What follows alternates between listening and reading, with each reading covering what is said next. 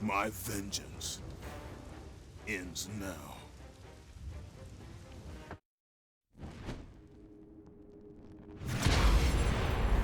Hi guys, this is Stormouse03, bringing you Platinum number 22 in my journey to 100 Platinums, God of War 3 Remastered. This is the first God of War game I've ever played, and as opposed to my last Platinum in Skyrim, I was starting this one from scratch. So I had all 18 bronze, 11 silver, and 5 gold trophies to acquire on my way to the coveted Platinum. So I took a look at everything I needed to do and found that 15 of these trophies would be picked up for completing the story, 4 were for picking up collectibles, 1 was for upgrading a weapon, and 1 was for fully upgrading all weapons.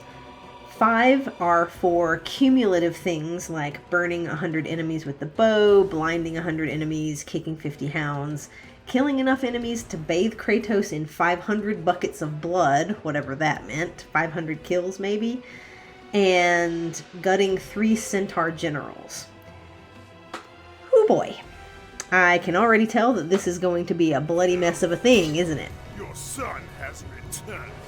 I bring the destruction of Olympus! Good to have your expectations clear going into something, right? Moving forward, there were 6 trophies for doing specific things, like ripping a sentry in half and performing a 1000 hit combo. And there was 1 for completing the game on Titan difficulty, and 1 for completing the Challenge of Olympus, which I found out was a separate mode with 7 individual challenges to complete. So, knowing all of that and never having played a God of War game before, I decided to tackle it like this. Play through on easy to enjoy the story, get a feel for how the game plays, and hopefully pick up all of the collectibles and random trophies. Then do the Challenge of Olympus to gain some mastery of the controls and get probably what I was imagining the most annoying thing out of the way, because challenge modes tend to be a little bit irritating for me. And then play through on Titan difficulty and have that as my last trophy. It was a good plan, and a few minutes into the game, I already had my first trophy torn up, and things were going well. I was enjoying the music and the sweeping cinematics of all the very large titans, and the controls were pretty fun. Typical hack and slash stuff, but good combat mechanics. The graphics are pretty good for something that came out in 2010. I'm not sure how it compares to the original, because I didn't play that, and how much remastering was done. Sometimes they do complete overhauls of the graphics, especially in cutscenes. Other times they don't do a whole lot, and it's more tweaking shading and stuff. So I'm not sure how this compares, but the graphics look perfectly acceptable to me, if a little bit dated. The voice acting was good as well, though for the entire first sequence, I couldn't get that part from the 1997 Disney's Hercules movie out of my head where the Titans are all like, "Crush Zeus, freeze him!" But that wasn't really a problem. I actually really like that movie and think it's kind of underrated. So that was kind of in my head for this whole first opening sequence. I should mention now that I'm going to talk about specific story points through this little review, so if you don't want the plot of God of War 3 spoiled for you, then continue watching at your own risk. You've been warned.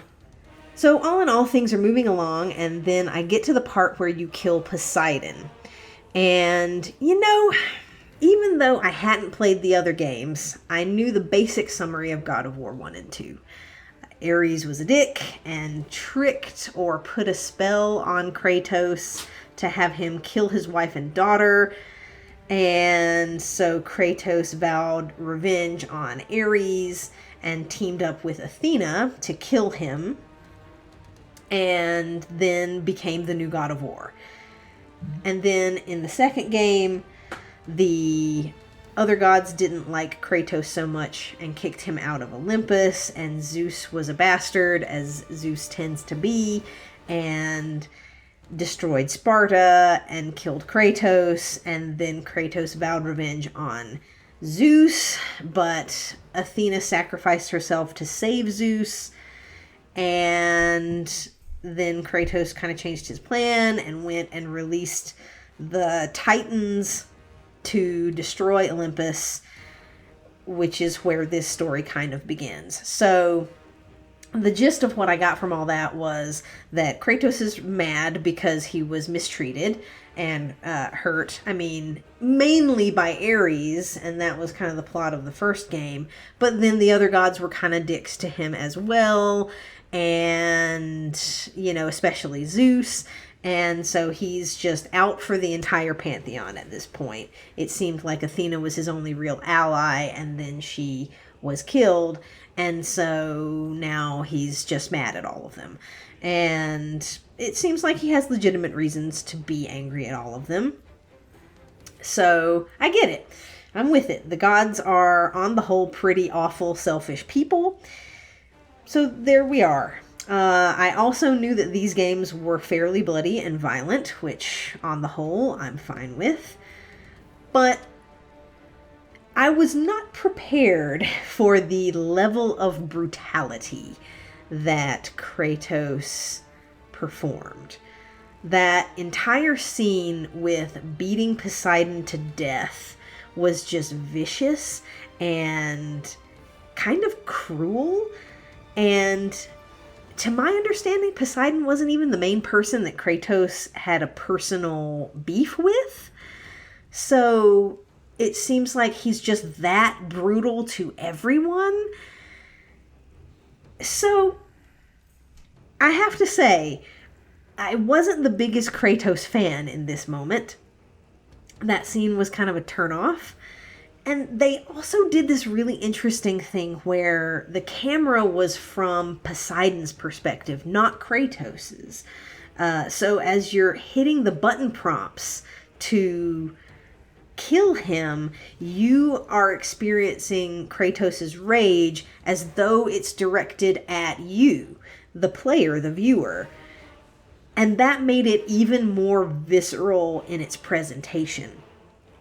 That feels like a very deliberate choice on the part of the developers, and it's interesting to me that as the game goes along, it seems to actually have this theme about vengeance and unchecked violence being bad things, as much as the gameplay itself glorifies the blood and gore. So it feels like this is an intentional choice that's done to make the player feel uncomfortable. You know, you're seeing Kratos angry and kind of bashing someone's face in and crushing their skull and various things. And, you know, that feels very deliberate to me. I might be giving them too much credit, but that's how I'm interpreting that scene. We'll talk a little bit more about themes and whatnot, but that scene kind of caught me at the beginning, and I was like, I don't know, am I going to like this game? I wasn't sure. So I carried forward. After that, Kratos predictably gets defeated, stripped of his powers, and sent to the underworld for, I think this is like the third time now that's happened to him. But you can't win at the beginning of the game. We need an excuse to level up. It's a trope. It's a gaming thing, and it works well enough here. I help Kratos fight through the underworld. We collect some equipment by being a horrible person and earn a few more trophies. The fight with Hades was really interesting and happened over several phases. It's as good a time as any for me to say that I think the boss fights are well done for the most part. And all of them kind of have different tricks to them, different mechanics that you kind of need to master and employ. And this one is probably, in my opinion, the hardest boss in the game. Mostly because of the long phases and shortage of checkpoints. But on easy, it was just fine. And I thought it was well done. I move forward, and Kratos tells Gaia that he's mad at her in the same way that the crocodile told Captain Hook. Then I stood in front of a wall smacking things for a very long time to get a 1000 hit combo.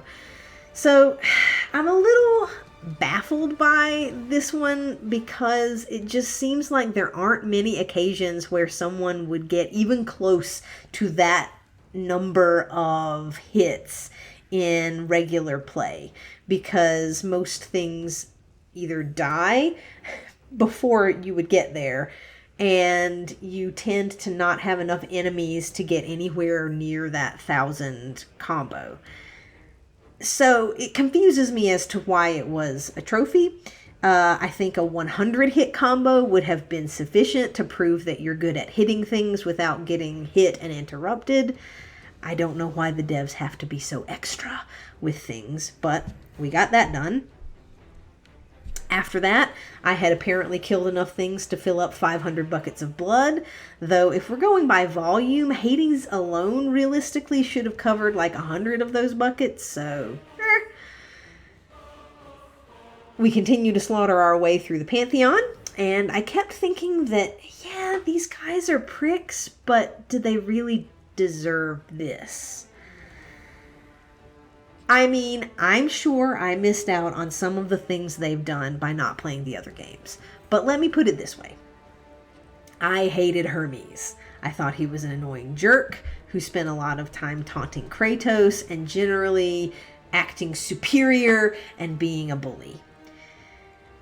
But in no world would I think that someone who is just kind of a bully and a taunting jerkface deserves to get his legs cut off. And also, there's no way I would wear those shoes, because that's gross. So, in keeping with that theme that I mentioned in the beginning, it seems like every time Kratos kills a god, the world gets worse off. It seems to be implying that his quest for vengeance isn't really getting him anywhere and is just causing more misery for everyone. But the character Kratos doesn't really seem to notice or acknowledge that. There isn't any hesitation or a point where he questions what he's doing, at least not thus far. And that really makes it unclear what the point is supposed to be. You know, the point of the story itself, right? It doesn't feel like a redemption story. It doesn't feel like, a fun action romp either. It doesn't feel like a story of revenge that you can get behind either, like rooting for Kratos because these people deserve it. It feels more, I don't know, unsettling and uncomfortable, like he's just blind to everything but his own pain and his own rage. And maybe that's supposed to be the point. Anyway, let's forget about that. We have more killing to do. And some puppies to kick. But to be fair, those hounds are awful and deserve everything they got. So, then there's that trophy to entertain Aphrodite. I don't feel like I even need to explain how that's awful and stupid. I'm clearly not the target audience for this game. I don't really know who is the target audience, because to say, men or boys feels reductive and insulting to men and boys. Maybe it's targeted toward people who don't have access to actual porn? I don't know. Let's move on. I finished gutting centaurs and did a little light puzzle solving, and then came to the Kronos fight, which was grossly gory, but a really fantastic set piece fight. Having a boss with that's something that's that big, where you're effectively fighting minions on his body while trying to leverage him against himself, was pretty epic. This might be my favorite boss fight in the game. I really enjoyed it. Shortly thereafter, trophies start to pop for completing sets of collectibles, and I was pleased to discover that most of these were easy to find. There were extras in case you missed some, and all of them were actually useful in the game, either to activate cheats or to increase your health, stamina, magic. So I have to say, as collectibles go, this is exactly how I would like to see them. Not too many, easy to find, and useful. Well done, God of War. Moving swiftly to the final act of the game, I finished upgrading all my weapons, got through Hera's Garden, which was a pretty decent puzzle sequence, defeated the second most difficult boss in the game, the Ice Scorpion, and met Pandora herself in the flesh. It's at this point that Kratos starts to question his revenge scheme, because in order to enact it, he's going to have to sacrifice a child who reminds him of his daughter. It's good that he's starting to take a turn, but personally, I think it comes too late in the story. I don't like characters suddenly changing their goals at the very end, but to be fair to them, I do suppose that this would be the kind of big slap in the face kind of moment that would make someone even like Kratos hell's bent on revenge to wake up and realize that what he's doing might not be right. I would have liked to see this more as a gradual development than a 180. Maybe if he'd found Pandora nearer to the beginning and didn't have any qualms about killing her then, but gradually started to realize that it wasn't right what he was doing, that might have worked better for me. It seems like they tried to do this with him meeting her as the little flame version of herself early on, and the voice actor did a good job of putting more emotion into his interactions with her as opposed to his stone-cold demeanor with pretty much everyone else. And Athena made sure to remind him that he needed to focus on his goals, which implies that she's concerned that he might not go through with sacrificing Pandora. But I just don't think they gave this enough build-up or screen time. They spent far too much time building up the action sequences because let's kill all the gods because Kratos is a badass who doesn't let anything stand in his way. And they didn't spend enough time on character development. I mean, there was an entire pointless scene with Aphrodite that you could have replaced with actual story. But here we are. Back to the trophies. With a couple of reloads, I was able to get through the labyrinth without dying or failing. The controls did fail me during some spots, and I guess now is the time to talk about how the traversal mechanics are way less fun than the combat mechanics. Everything about the climbing feels less precise than I'd like it to, and that is highlighted in sections like this where you need to move around the environment quickly. But it wasn't a huge part of the game, it was serviceable, and I was able to do it without too much quitting and reloading. That rotating room with the spikes was evil, though. Evil. Then we get to the end game where Kratos tries to have a change of heart, wanting to save Pandora and find another way to kill Zeus. And Pandora argues with him, saying that this is what she was made for. This is weird to me because it isn't really clear why Pandora wants Kratos to kill Zeus. She talked about how Zeus hurt her father and how she wishes she would have had the courage to help him. But there isn't the strong sense that she wants revenge against Zeus because of that. She doesn't seem like that kind of thing would motivate her, so I don't really understand why she's so eager to help with this quest. Also, let's just not talk about how Kratos literally just murdered her dear old dad Hephaestus a few minutes ago.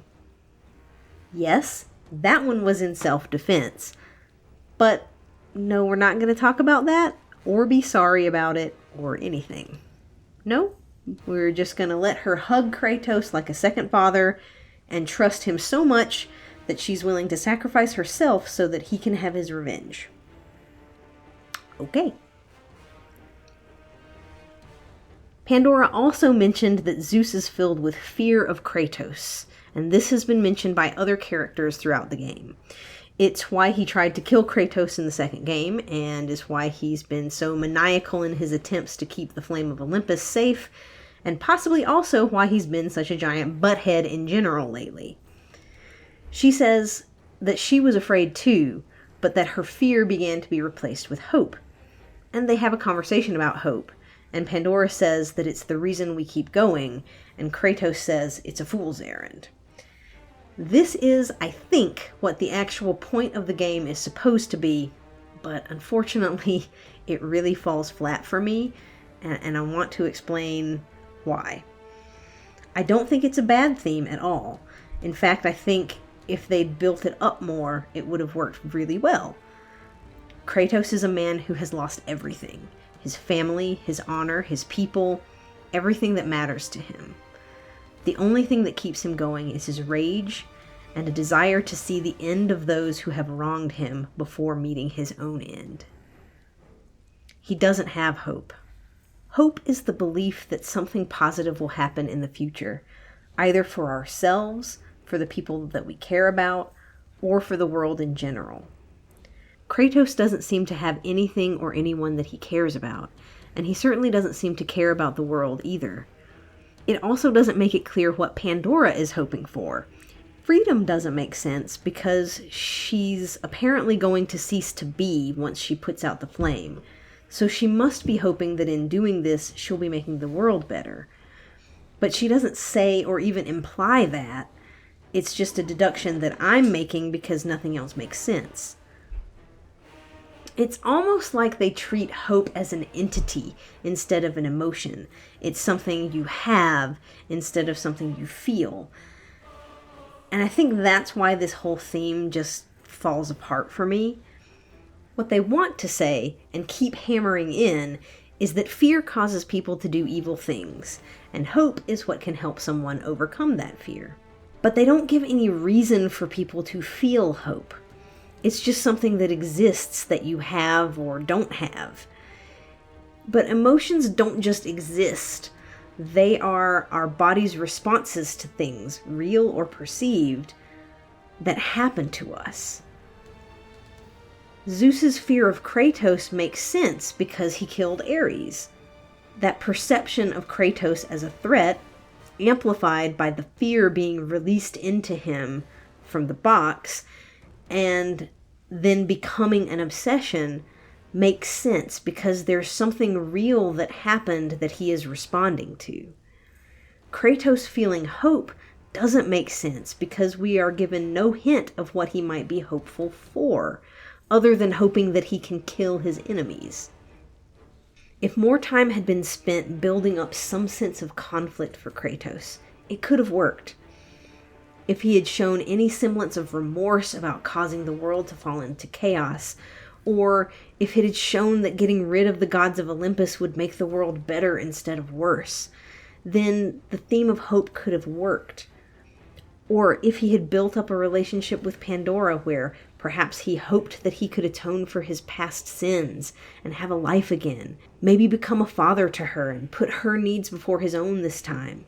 There could have been internal conflict where he wavered between the idea of hope and the bitterness of revenge, and then ultimately made a choice between the two. It could have had a lot more impact. As it is, all of the characters other than the ones he's trying to kill seem to be telling him that his vengeance is the thing he should be seeking. It's the only thing that's important, which shoves aside a lot of the possible developments for his character and then tries to shove them all into the very end. So Zeus is an asshole and Pandora sacrifices herself. Then we finally get to kill Zeus during a 3-part boss fight that's more annoying in my opinion than it is epic.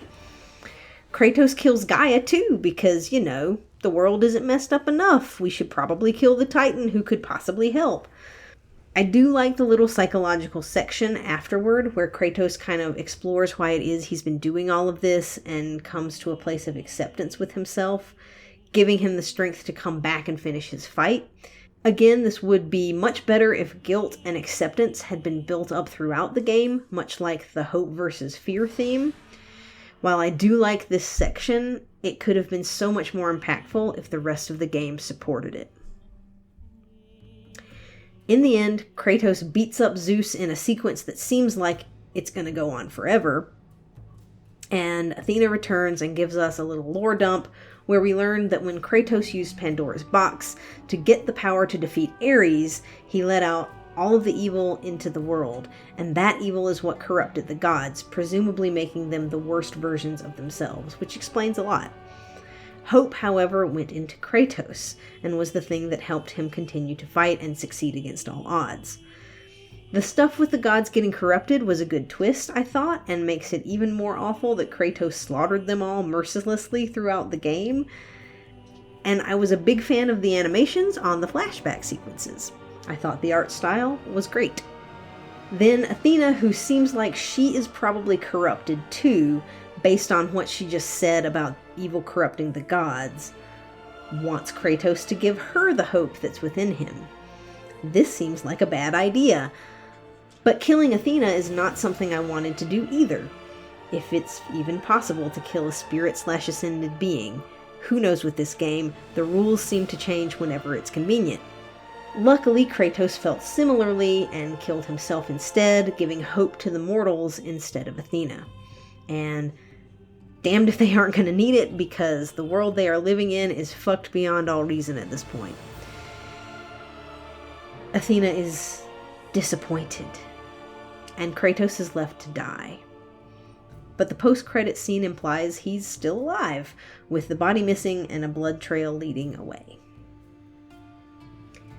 Even though this was the end to a trilogy, it seems like they did leave some room for a sequel. There was also a mention of another possible hero. Zeus tells Gaia that Kratos has failed and perhaps she should have chosen the other one. I did a little search online, and most people seem to think this is referring to Kratos' brother, who died and was raised in the underworld. So again, that seems to be laying a foundation for a new story. I don't think that was continued though, because from my understanding, the new God of War is only loosely related or unclearly related to this trilogy. So I didn't love the story, which bummed me out. I felt like there were good ideas, but the execution was off. I think the theme of vengeance being insatiable and unsustainable and ultimately evil and corrupting didn't hit as well as it could have. And the theme of hope triumphing felt kind of thrown in during the final sequences, and again, not clearly built up through the game. Feel free to explain to me how I'm incorrect in the comments. Maybe there are integral pieces that I'm missing from the other games. I'm fully willing to admit that possibility. But as is, I wasn't able to enjoy the story as much as I hoped I would. But the combat is still fun, and there are still trophies to get. Next up was the Challenge of Olympus, which, as I said before, were 7 mini challenges involving mostly combat mechanics. And then my favorite one, smashing pots. None of them were too taxing, and I am grateful to them for teaching me to master a few of the mechanics before going into Titan difficulty, where button mashing was more likely than not to get me killed. And then we come to the big boy, Titan difficulty. It annoyed me to have to upgrade my weapons and find all of the collectibles again, but needs must. Most of the regular combats were fine, and it was just a few of the boss fights that were really challenging. Hades was probably the most difficult for me, followed by the Ice Scorpion and Zeus. But some grit and determination, and mastering the various mechanics, along with some well-timed use of Blade of Olympus, and my vengeance comes to an end. With that, King of the Hill is achieved, and God of War 3 is complete. Overall, I think this was a solid game.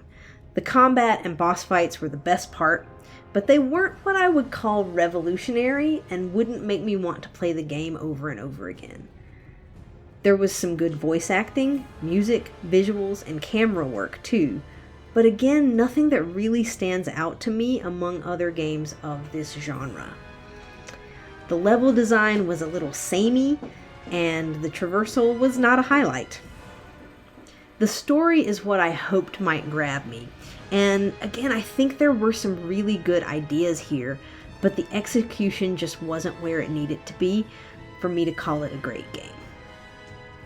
I'm still glad that I played it and got to experience the old school God of War, and I'm still looking forward to playing the 2018 God of War, which I've heard is quite different. Let me know if you've played this game and what you thought of it in the comments below. Take care of yourselves, and I'll see you in the next game on our journey.